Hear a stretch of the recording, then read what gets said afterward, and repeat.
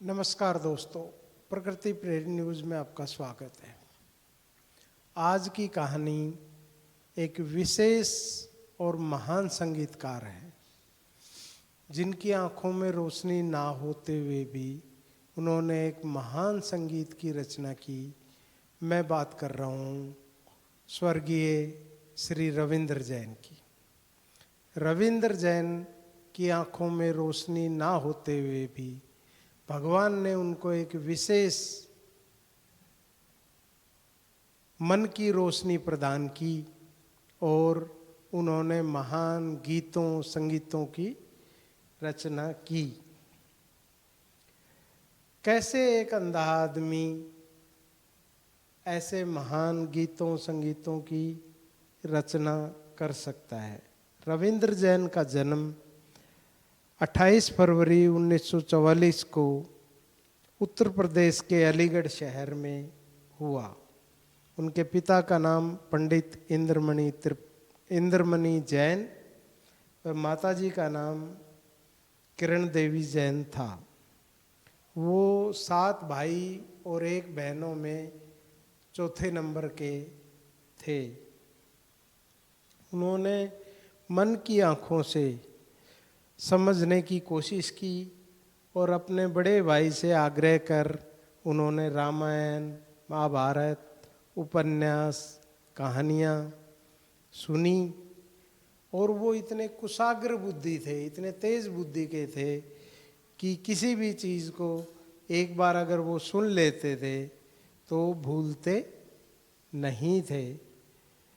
रविंद्र जैन ने कलकत्ता में रविंद्र संगीत के बारे में बहुत सुना हुआ था और उनकी इच्छा थी कि वो एक बार रविंद्र संगीत में जाएं और वहाँ संगीत की शिक्षा ग्रहण करें। अपने ताऊ जी के लड़के पदम भाई को जब उन्होंने अपनी इच्छा बताई तो पदम भाई सहर्ष उनको कलकत्ता ले जाने के लिए तैयार हो गए।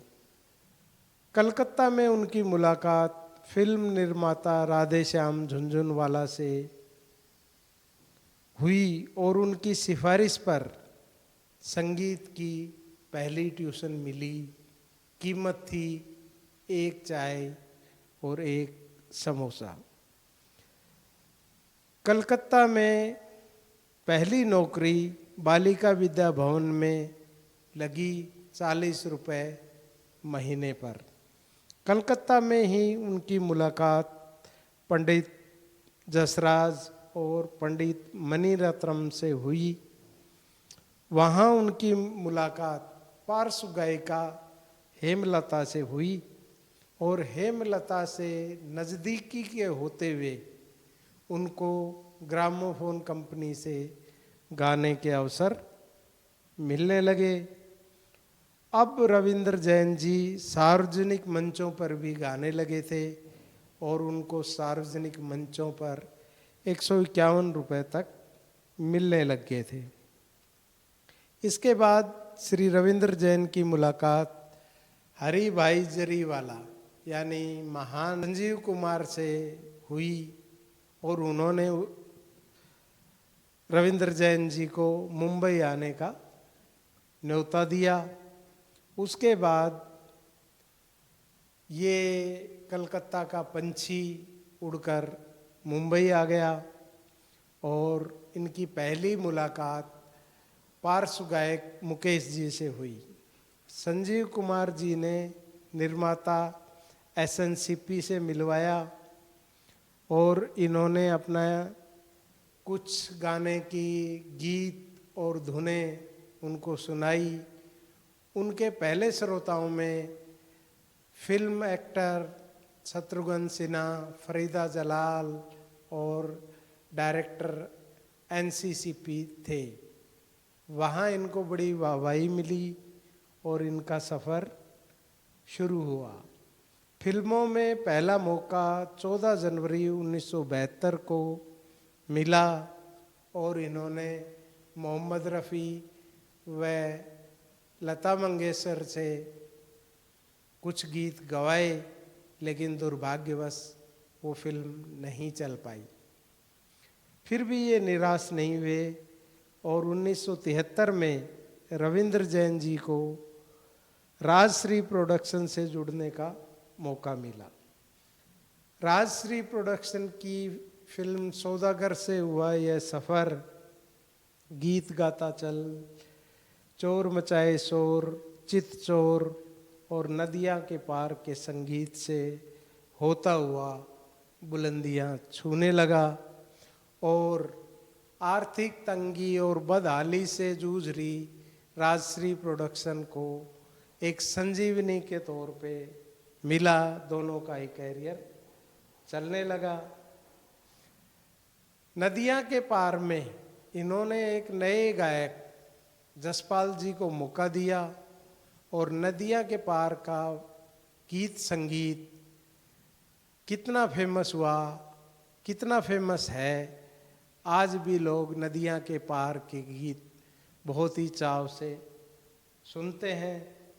और उसके चलते जसपाल सिंह और यशुदास को उभरने का मौका मिला। एक बार एक इंटरव्यू में रविंद्र जैन जी ने कहा था कि अगर भगवान मुझे आंखें प्रदान करता है, मेरी आंखों में रोशनी आती है, तो सबसे पहले मैं गायक यशुदास को देखना चाहता हूँ कि उनकी ऐसी अलौकिक आवाज़ है, तो मैं उनको सबसे पहले देखना पसंद करूँगा। पहला फिल्म फेयर अवार्ड अखियों के झरोखे से मिला और इस फिल्म का टाइटल सॉन्ग अमर हो गया, संगीत अमर हो गया और पहला Filmfare award Shri Ravindra Jain ji को मिला। इसके बाद रविंद्र जैन जी को महान फिल्म निर्माता व निर्देशक राज कपूर से जुड़ने का अवसर मिला। वो भी एक बड़ा मज़ेदार और रोचक किस्सा है। एक बार एक शादी समारोह में रविंद्र जैन जी व हेमलता जी एक गाना गा रहे थे, एक राधा एक मीरा। श्रोताओं में राज कपूर भी उस शादी में थे और राज कपूर जी को वो गाना इतना पसंद आया कि शादी संपन्न होने के बाद उन्होंने ₹1.25 देकर रविंद्र जैन जी की धर्मपत्नी को कहा कि ये गीत मेरा हो गया है। और इस तरह से एक महान निर्माता निर्देशक से मिलने का, उनके साथ काम करने का मौका मिला। एक बार राज कपूर बड़ी उलझन में आ गई। चुटकियों में श्री रविंद्र जैन जी ने उनकी उलझन को दूर किया।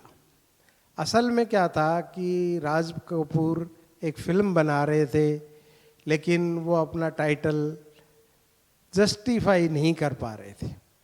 तो उन्होंने रविंद्र जैन जी से कहा कि मैंने एक फिल्म बनाई थी जिस देश में गंगा बहती है, मैं कैसे उस फिल्म के टाइटल को जस्टिफाई करूं। तभी रविंद्र जैन जी ने हारमोनियम उठाया और एक लाइन दी, राम तेरी गंगा मैली हो गई पापियों के पाप धोते धोते।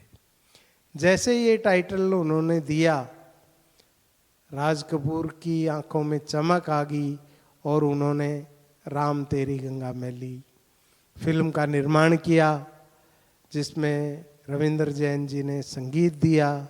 इस फिल्म का गीत संगीत और कहानी काफ़ी लोकप्रिय हुई और बच्चे बच्चे की जुबान पर रविंद्र जैन और राज कपूर का जादू डोलने लगा। उसके बाद स्वर्गीय राज कपूर जी के बेटे ने फिल्म हिना में इनको साइन किया और इन्होंने निराश नहीं किया और हिना फिल्म के सभी गीत और संगीत और कहानी बच्चे बच्चे की जुबान पर आ गई। रविंद्र जैन जी को बड़ी लोकप्रियता मिली और उन्होंने गीत संगीत को और ज़्यादा निखारने की कोशिश की। इसके बाद श्री रविंद्र जैन जी ने काफ़ी धार्मिक सीरियलों में भी अपना गीत और संगीत दिया, जैसे रामायण, कृष्णा और अलिफ लैला, और हिंदू देवी देवताओं के काफ़ी सीरियल्स में इन्होंने एक यादगार गीत संगीत दिया। लोग ऐसा कहते हैं कि एक मुस्लिम डॉन को इस महान संगीतकार से चिढ़ होने लगी और उनके प्रभाव से रविंद्र जैन जी को फिल्मों में और टीवी सीरियल्स में संगीत देने के मौके घटने लगे और धीरे धीरे इनको काम मिलना बंद हो गया। और 9 अक्टूबर 2015 को यह महान कलाकार इस दुनिया से विदा हो गया, लेकिन अपने पीछे गीत संगीत की एक अमर दुनिया छोड़ गया। इतिहास के स्वर्णिम पन्नों में महान संगीतकार श्री रविंद्र जैन जी आज भी हमारे बीच में जिंदा रहेंगे। सन 2015 में भारत सरकार ने इनको पद्मश्री अवार्ड से सम्मानित किया। प्रकृति प्रेरी न्यूज़ की तरफ से भावभीनी श्रद्धांजलि अर्पित करते हुए मैं आपसे विदा लेता हूँ। अगर ये कहानी आपको अच्छी लगती है तो आप अपने मित्रों, रिश्तेदारों के साथ इस कहानी को शेयर करें, कमेंट करके मुझे बताएं। हमारे चैनल को सब्सक्राइब करें, लाइक करें, शेयर करें। प्रकृति प्रेरी न्यूज़ के लिए नई दिल्ली से मेरी कैमरा सहयोगी बिंदु सिंह के साथ जय हिंद, जय भारत, धन्यवाद।